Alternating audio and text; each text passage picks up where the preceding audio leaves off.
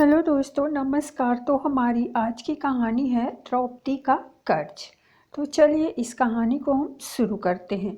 अभिमन्यु की पत्नी उत्तरा महल में झाड़ू लगा रही थी तो द्रौपदी उसके समीप गई। उसके सिर पर प्यार से हाथ फेरते हुए बोली, पुत्री, भविष्य में कभी तुम पर घोर से घोर विपत्ति भी आए तो कभी अपने किसी नाते रिश्तेदार की शरण में मत जाना, सीधे भगवान की शरण में जाना। उत्तरा हैरान होते हुए माता द्रौपदी को निहारते हुए बोली, आप ऐसा क्यों कह रही हैं? माता द्रौपदी बोली, क्योंकि यह बात मेरे ऊपर भी बीत चुकी है। जब मेरे पांचों पति कौरवों के साथ जुआ खेल रहे थे तो अपना सर्वस्व हारने के बाद मुझे भी दांव पर लगाकर हार गए। फिर कौरव पुत्रों ने भरी सभा में मेरा बहुत अपमान किया। मैंने सहायता के लिए अपने पतियों को पुकारा मगर वो सभी अपना सिर नीचे झुकाए बैठे थे।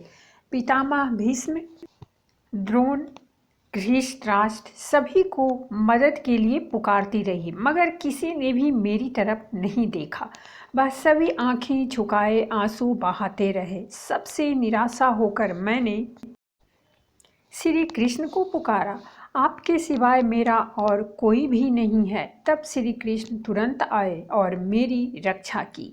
जब द्रौपदी पर ऐसी विपत्ति आ रही थी तो द्वारिका में श्री कृष्ण बहुत विचलित होते हैं क्योंकि उनकी सबसे प्रिय भक्त पर संकट आन पड़ा था।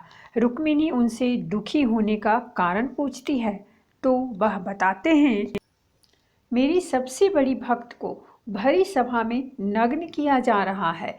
रुक्मिणी बोलती हैं, आप जाएं और उसकी मदद करें। श्री कृष्ण बोले, जब तक द्रौपदी मुझे पुकारेगी नहीं मैं कैसे जा सकता हूँ। एक बार वो मुझे पुकार ले तो मैं तुरंत उसके पास जाकर उसकी रक्षा करूँगा।